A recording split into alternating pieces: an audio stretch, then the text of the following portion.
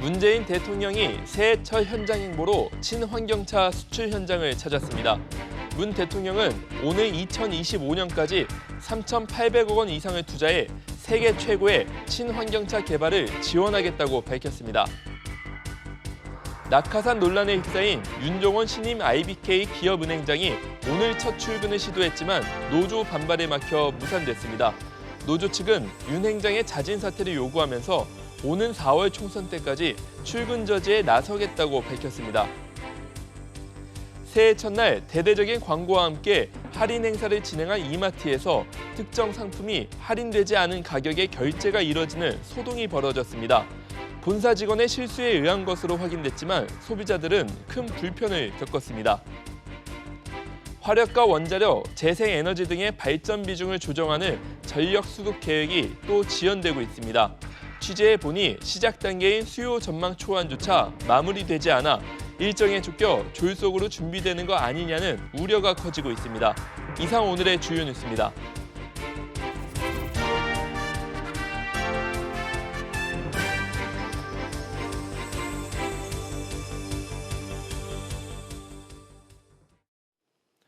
경제계 최대 규모 행사인 대한상공회의소 신년 인사회가 조금 전 끝났습니다. 취재기자 연결합니다. 오수영 기자. 네, 오수영입니다. 이 신년 인사회 현장 분위기 어땠습니까? 네, 오늘 행사는 오후 5시 반에 시작해서 약 1시간 동안 진행됐는데요. 행사 시작 1시간 전부터 경제계 주요 인사들과 정부 고위 관료들이 차례로 현장에 도착해서 새해 인사를 나눴습니다. 오늘 행사에는 박용만 대한상의 회장을 비롯해서 경제계와 정관계 인사 1,300여 명이 모여서 경제위기 극복의 의지를 다졌습니다. 주요 기업에서는 윤북은 삼성전자 부회장, 공영훈 현대자동차 사장, 장동현 SK 사장과 권영수 주 LG 부회장 등이 참석했습니다. 지난 1962년 시작된 대한상의 신년 인사회는 주요 기업과 정부 관료, 또 정치와 사회 주요 인사들이 대거 참석하는 경제계 최대 규모의 행사입니다. 그런데 문재인 대통령은 이번에도 불참했군요. 그렇습니다. 문재인 대통령을 대신해서 이낙연 국무총리가 참석했습니다. 김상조 대통령 비서실 정책실장과 홍남기 경제부총리도 행사에 함께했습니다. 문 대통령은 경제계 신년 인사회에 올해까지 3년 연속 불참했는데요. 현직 대통령의 연이은 불참은 문 대통령이 처음입니다. 이를 두고 일각에선 청와대가 경제계와 여전히 거리두기를 하고 있다는 해석도 나옵니다.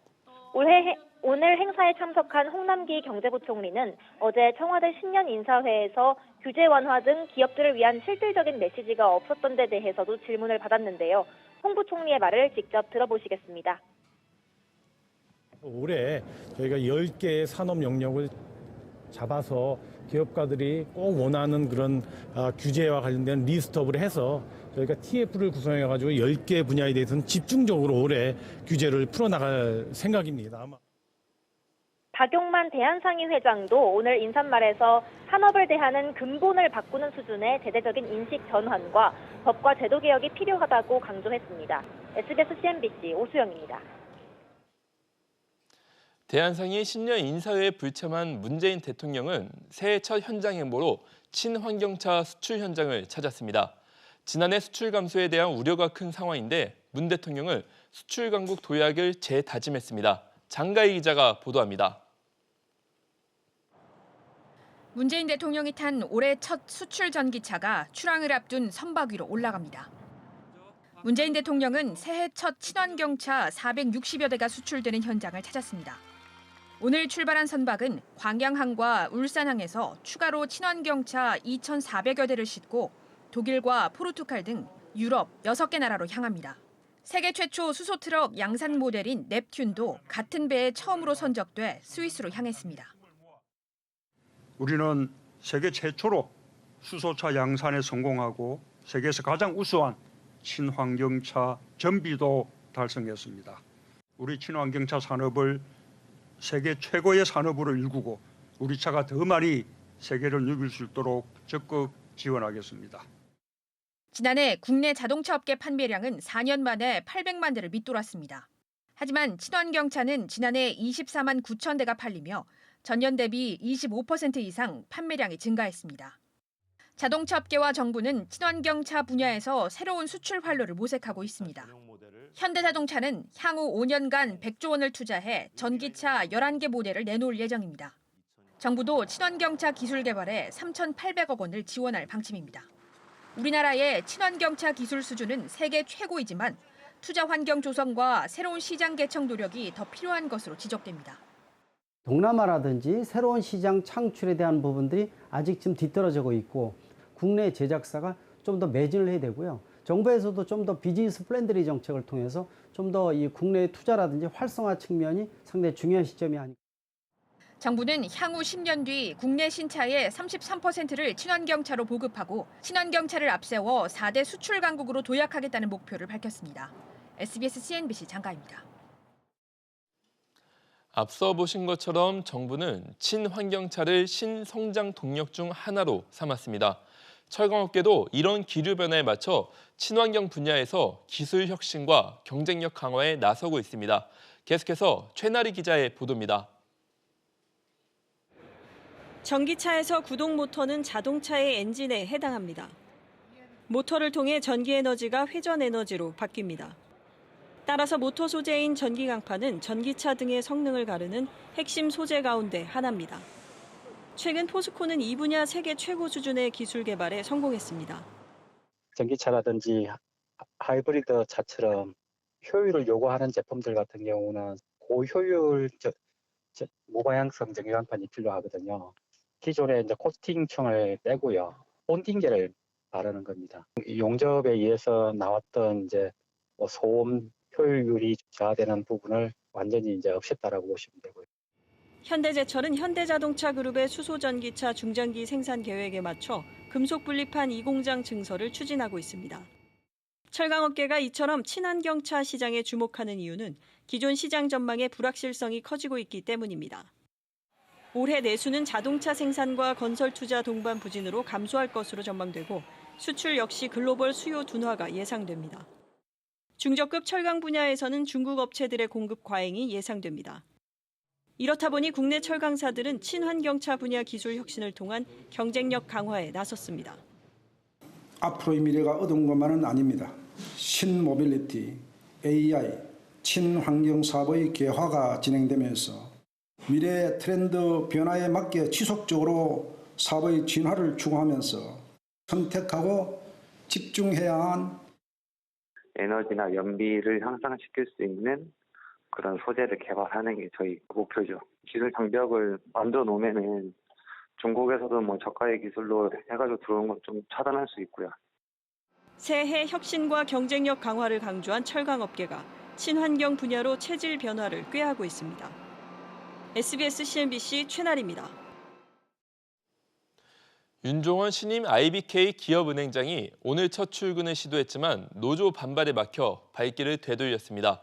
노조는 낙하산 인사라며 자진 사퇴를 주장했고 윤 행장은 함량 미달 낙하산 인사가 아니라며 외부에서 공식 업무를 시작했습니다. 이한승 기자가 보도합니다. 오전 8시 30분쯤 서울 중구기업은행 본점 앞에 윤종원 신임 기업은행장이 모습을 드러냈습니다. 오늘부터 시작된 행장 업무를 하기 위해 첫 출근을 했지만 노조는 강하게 반발했습니다. 낙하산 인장 막아내고 과치금융 저지하자! 능력 없는 낙하산 인장 주장으로 막아내자! 노조는 윤 행장이 금융 관련 경력이 부족해 기업은행장으로서 적합한 인물이 아니라며 자진 사퇴를 권고했습니다. 자진 사퇴만이 금막입니다. 그만이 IBK를 살리고 대한민국 금융산업을 살리면. 이에 윤 행장은 노조가 우려하는 부분을 잘 듣겠다면서도 능력이 부족하다는 지적에 대해서는 반박했습니다.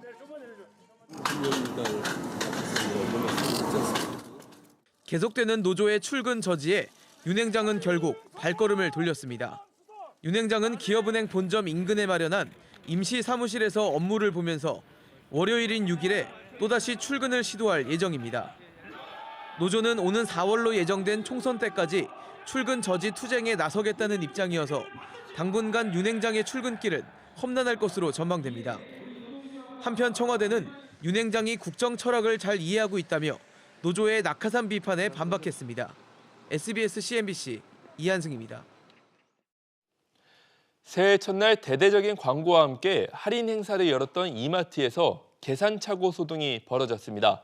할인을 해준다고 했는데 실제로는 정상 가격을 다 받은 겁니다. 새해 첫날 이마트에서 물건 사신 분들이라면 영수증 꼼꼼히 살펴보셔야 할 것 같습니다. 김한진 기자의 단독 보도입니다. 지난 1일 이마트가 새해 첫날을 맞이해 진행한 할인 행사 초탄일. 평소보다 최대 50% 할인된 가격으로 판매해 많은 사람들이 몰렸습니다. 모든 봉지라면을 2개 사면 1개는 덤으로 주는 행사도 진행됐는데 이상한 일이 발생했습니다. 실제 결제액이 라면 2개가 아닌 3개 가격, 즉 할인이 안 된 가격으로 결제가 된 겁니다. 이 같은 실수는 이마트 본사 직원이 라면 가격을 입력하면서 할인가가 아닌 정상가를 입력하는 바람에 지난 1일 오전 동안 1시간 정도 벌어졌습니다. 계산착오 소동에 매장 현장에서는 환불하고 다시 결제하는 방식으로 대응했는데 매장을 다시 직접 방문해야 처리가 되는 탓에 소비자들은 시간과 비용을 낭비해야 했습니다.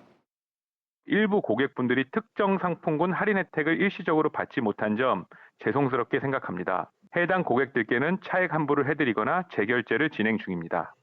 또 이마트 규정상 계산착오가 생기면 상품권 증정 등 배상이 이뤄져야 하는데 먼저 요구하지 않자 그냥 넘어가려 했다. 재결제를 했지만 상품권은 받지 못했다는 불만도 인터넷에 올라왔습니다. 이마트 측은 이번 실수와 관련된 조치 내용을 오늘부터 전국 점포에 알리겠다고 밝혔습니다. SBS CNBC 김한진입니다. 해양수산부가 산하기관인 한국해양과학기술원의 김웅서 원장 해임을 요구하고 나섰습니다. 옛 청사부지에 있던 나무 수천 그루를 무단으로 반출해 팔았다는 게 이유인데 김 원장은 억울하다는 입장입니다. 김정현 기자가 보도합니다. 사건은 작년 6월 한국해양과학기술원이 경기도 안산 옛 청사부지에 있는 수목 약 2,400여 그루를 한 업체에 매각한 게 발단입니다. 나무를 판 돈으로 부산 신청사에 수목을 조성하려고 했다는 게 한국해양과학기술원의 설명인데 약 5천만 원에 이르는 매각 대금을 받지 못한 상태입니다. 해양수산부는 작년 10월 의혹이 제기돼 감사를 벌였고 나무 매각이 이사회 승인 등 정상적인 절차를 밟지 않은 채 매각된 것을 확인했습니다. 처분하면서 매매 계약서를 작성하지도 않고 수목 대금을 회수할 권리도 확보하지 못하는 등 여러 가지 재산상의 손실이 발생한 것으로 확인했습니다. 해수부는 국유 자산을 무단으로 반출한 것은 무겁게 봐야 할 사안이라며 지난달 30일 김웅서 원장의 해임을 요구하고 경찰에 관련 수사를 의뢰했습니다. 이 같은 조치에 대해 김 원장이나 한국해양과학기술원은 행정착오라며 해임은 지나친 처사라는 입장입니다. 이번 건은 행정 업무 처리 과정에서 절차상 문제가 있었던 것이고 고의성을 가지고 행한 것은 아니기 때문에 감사 결과에 대한 재심 요청을 통해서 충분히 설명을 좀 드릴 계획입니다. 하지만 해수부는 고의성이 충분하다며 원칙론을 고수하고 있습니다. 관련자들이 단순한 행정적 실수가 아니라 고의로 매각 자산을 무단 처분한 것으로 보고 조치하라고 통보하였습니다. 개인 비리가 확인되지 않은 상황에서 기관장 해임까지 요구한 것은 지나친 처사라는 지적과 함께 해수부가 유관기관 기강 잡기에 나선 것이 아니냐는 분석도 나옵니다. SBS CNBC 김정현입니다. 정부는 2년에 한 번씩 전력 수급 계획을 정해 화력과 원자력, 재생에너지 등 발전 비중을 어떻게 조정할지 정하도록 돼 있고 이 작업은 작년에 끝났어야 합니다. 그런데 취재를 해보니 전력 수급 계획을 수립하는 시작 단계인 수요 전망 초안 작업조차 마무리되지 않은 것으로 확인됐습니다. 언제 완성될지조차 미지수인 가운데 일정에 쫓겨 졸속으로 심의한 게 아니냐는 우려가 나옵니다. 정광윤 기자의 단독 보도입니다. 2019년부터 2033년까지의 발전 계획을 정하도록 돼 있던 제9차 전력 수급 기본 계획.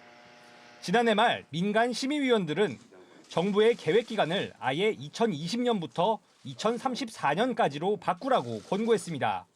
6차 전력 수급 계획 때만 해도 계획 시행 전년도에 계획 수립을 시작해 다음해 초까지는 확정이 났지만 해가 거듭될수록 점점 미뤄지다 보니 구차 계획을 시작해야 할 해가 끝나도록 심의가 이뤄지지 못하자 아예 기간을 바꾸라고 일침을 놓은 겁니다. 전력계획 수립은 방향 설정과 수요 전망 초안 공개, 공청회, 심의 등의 과정을 거치는데 정부는 올해 환경영향평가 과정이 추가되면서 늦어지고 있다는 입장입니다. 하지만 환경영향평가에 앞서 나와야 하는 수요 전망 초안조차 9개월이 지나도록 나오지 않은 상태여서 이 같은 설명은 납득하기 어렵다는 지적입니다. 지난해 3월에 전력정책심의위원회에서 이미 다루었기 때문에 지금쯤이라면 매우 구체적인 전력수급 계획이 나와 있어야 합니다. 남은 과정들을 고려하면 9차 전력수급계획 심의는 올해 하반기나 돼야 이뤄질 가능성이 높은 상황. 공청회 등 이후 절차들이 졸속으로 진행될 우려도 적지 않습니다. 시간이 더 많으면 할 수 있겠지만 저희가 지금 이제 이렇게 되면 시간이 조금 늦어지잖아요. 지금 급할 때는 그런 절차들을 최대한 빨리 진행할 수는 있죠. 특히 지난 8차 계획 심의 당시 공청회와 심의 확정이 단 이틀 만에 이뤄졌다는 점을 감안하면 이번 9차 계획도 형식적인 의견 수렴에만 그칠 가능성이 높다는 지적입니다. SBS CNBC 정광윤입니다. 수도권에서만 달리는 광역 급행버스 M버스가 앞으로는 부산과 대구 등 지방 대도시권으로 확대됩니다. 또 새 아파트 입주로 버스 수요가 몰리는 곳엔 정류장을 추가로 설치하기로 했습니다. 윤지혜 기자가 보도합니다. 이르면 연내 부산과 울산 대구 권역에서도 광역급행버스가 달릴 수 있게 됩니다. 현재 광역급행버스는 경기도와 인천광역시, 서울 등에서 35개 노선이 운행 중인데 이를 확대하기 위한 제도적 근거가 마련된 겁니다. 지난달 개정된 여객자동차 운수사업법 시행규칙에 따라 각 지자체에서 수요가 있다고 판단되면 올해부터 버스 운행을 신청할 수 있습니다. 대단지 아파트가 생기면서 정류소 추가가 필요한 경우엔 인천시와 경기도 등 출발 지역에 정류소 2곳을 더 설치할 수 있습니다. 지금까지 광역급행버스는 기점과 종점으로부터 7.5km 이내 6개의 정류소를 두게 돼 있었지만 앞으로는 최대 8개까지 정류소를 둘 수 있습니다. 신규 아파트 입주민들이 기존에 설치된 정류소는 먼 거리를 걸어서 이동해야 하는 불편이 있어 이를 해소하기 위하여 개정하게 되었습니다. 출퇴근 시간에만 이용 수요가 많고 그 외 시간대는 수요가 적은 광역급행버스 특성을 감안해 한층 더 탄력적으로 운영할 수 있도록 바뀌었습니다.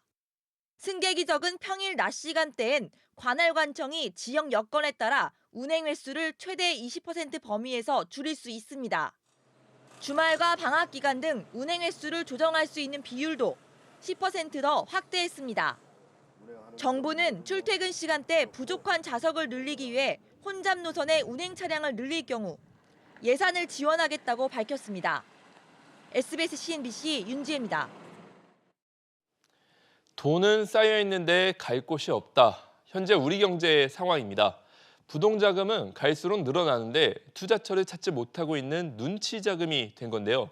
먼저 이한나 기자가 보도합니다. 시중에 풀린 부동자금은 지난해 10월 말 기준 1,100조 원을 넘어선 것으로 나타났습니다. 현금과 은행, 증권사에 있는 예금 등 언제든지 빠져나와 투자처를 찾을 수 있는 성격의 자금입니다. 이런 가운데 한국은행은 올해도 돈을 더 풀어낼 가능성을 내비쳤습니다. 이주열 한국은행 총재는 올해 신년사에서 통화정책의 완화 기조를 유지할 필요가 있다고 말했습니다. 한국은행이 기준금리를 올해 한 번 더 내리게 되면 일부 예금과 적금의 경우 물가 상승률을 감안하면 사실상 이자가 거의 없는 제로금리 수준까지 떨어집니다. 게다가 3기 신도시 토지보상금으로 올해까지 최고 45조 원에 달하는 돈이 풀릴 것으로 보여 부동자금은 더 가파르게 늘어날 것으로 보입니다.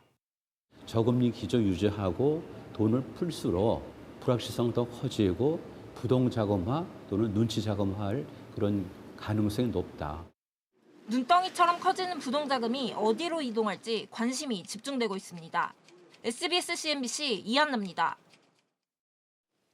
앞서 보신 것처럼 갈 길에 잃어 떠도는 돈이 1,100조 원이나 되는데요. 부동산 투자 억제 정책 때문에 올해는 이 돈 중 일부가 주식시장에 흘러 들어갈 것이란 전망이 나오고 있습니다. 김성훈 기자의 보도입니다.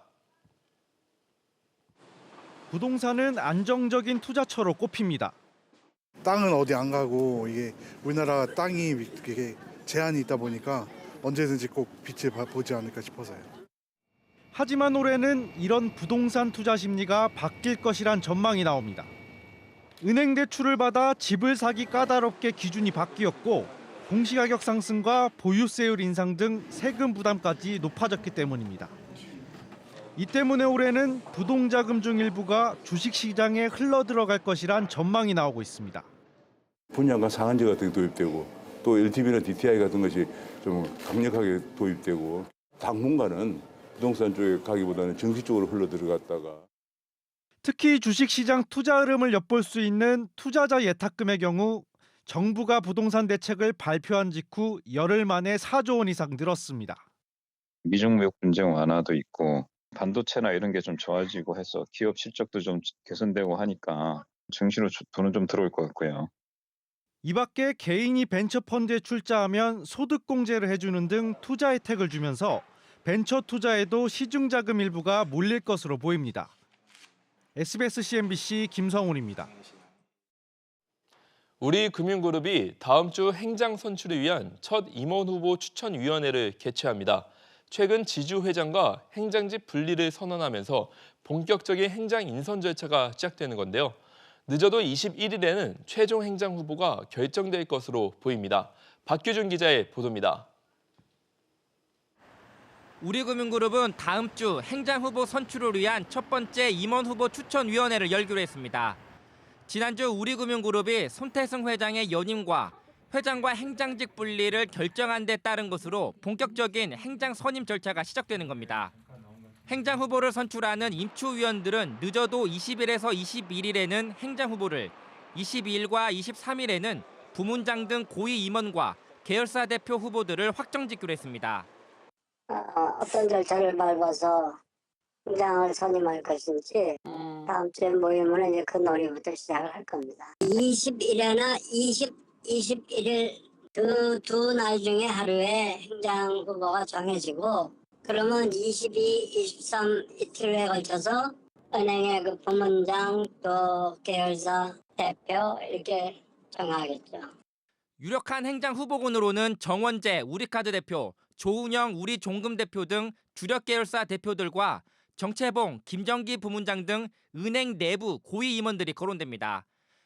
과거 이순우, 이광구, 손태승 행장 선임에 비춰보면 계열사 대표보단 은행 내부 인사가 승진 형식으로 행장 자리를 꿰찬 경우가 많았습니다. 대등한 합병으로 한일, 상업은행 출신 간 계파 대립이 심했던 전례를 감안하면 출신 은행 안배도 중요한 고려 대상입니다. 손태승 현 행장이 한일은행 출신인 만큼 행장엔 상업은행 출신이 오지 않겠느냐는 관측이 많습니다. 현재 거론되는 인물 중엔 조은행 우리종금 대표와 김정기 부문장이 상업은행 출신입니다. 정채봉 부문장은 은행 내부 서열 2위라는 점이 돋보이지만 DLF 사태 관련 중징계 사전 통보를 받은 점이 최대 변수로 꼽힙니다. SBS CNBC 박규준입니다.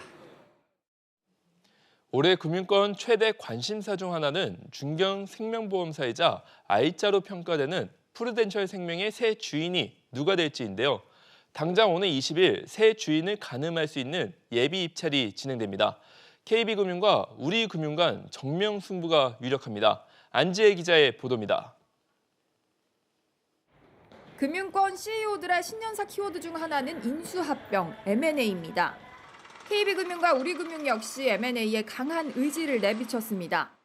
윤종규 KB금융지주 회장은 그룹의 사업 포트폴리오 강화 차원에서 다양한 인수합병 가능성을 열어두고 검토할 것이라는 포부를 밝혔습니다.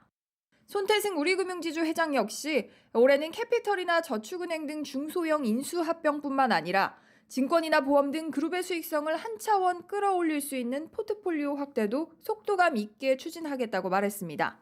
둘은 당장 매각가 2조 원 안팎으로 평가되는 프루덴셜 생명 예비 입찰에서 맞붙을 것으로 보입니다. 지난해 신한금융의 업계 1위 자리를 내준 KB로서는 이번 인수가 그룹 몸집 키우기를 통한 판뒤집기 기회로 꼽힙니다. 우리금융 역시 지난해 자산운용사와 부동산 신탁을 잇따라 인수했지만 종합금융그룹으로 도약을 위해서는 보험사라는 퍼즐 맞추기가 필요합니다. 물론 일부에서는 우려의 목소리도 있습니다. 종합금융지주에서는 이미 맞잖아요. 보험상품을 갖다 팔면 되는 거지 왜 보험을 사야 되냐고요. 기본적으로 바젤3 체제 하에서는 보험사를 가져가는 게 은행의 자본 효율성에 도움이 되지 않아요. 때문에 이번 매각이 양사의 완주 없는 간보기에 그칠지 아니면 실제 인수 성공 후의 퀀텀 점프 기회가 될지는 지켜봐야 할 것으로 보입니다. SBS CNBC 안지혜입니다. 공정거래위원회가 LG전자 의류 건조기 광고의 표시 광고법 위반 여부를 조사할 것으로 보입니다. LG전자 건조기 소비자 560여 명은 오늘 법률 대리인을 통해 이런 내용이 담긴 조사 요청서를 공정위에 접수했습니다. 공정위는 이들의 요청서를 검토해 조사 여부를 결정할 방침입니다. 조사 결과에 따라 검찰 고발이 이루어지면 앞으로 진행될 민사소송에서도 소비자들에게 유리할 것으로 법무법인은 보고 있습니다. 폐암 유발물질로 알려진 라돈 침대와 관련해 업체 대표와 관계자 등이 불기소 처분을 받았습니다. 검찰은 라돈 침대 사용과 폐암 발생 간 인과관계가 있다고 단정하기 어렵다며 업무상 과실치상 등의 혐의로 고소된 대진침대 대표 A씨와 납품업체 대표 2명에 대해 불기소 처분했다고 밝혔습니다. 또 관리소홀로 고발된 원자력안전위원회 전 위원장에 대해서도 불기소 처분했습니다. 지난 크리스마스에 조원태 회장이 어머니 이명희 고문을 찾아가 난동을 피웠습니다. 모자는 공식 사과문을 발표했지만 남매 간, 모자 간 갈등의 골은 언제든 다시 폭발할 수 있다는 전망이 나오고 있습니다. 오늘 밤 11시 취재 파일에서는 연말 한진 총수일가 모자 간 충돌 배경과 올 3월 분수령을 맞는 한진그룹의 경영권 향방을 분석합니다. 또 땅콩회양의 당사자 조현아 전 부사장의 경영 복귀 가능성도 짚어봅니다. 안녕하세요. K웨더 라이프스타일 예보 김다비입니다. 오늘 종일 뿌연 먼지 때문에 시야도 숨쉬기도 답답했는데요. 휴일 내내 전국의 공기질은 계속해서 탁탁했습니다.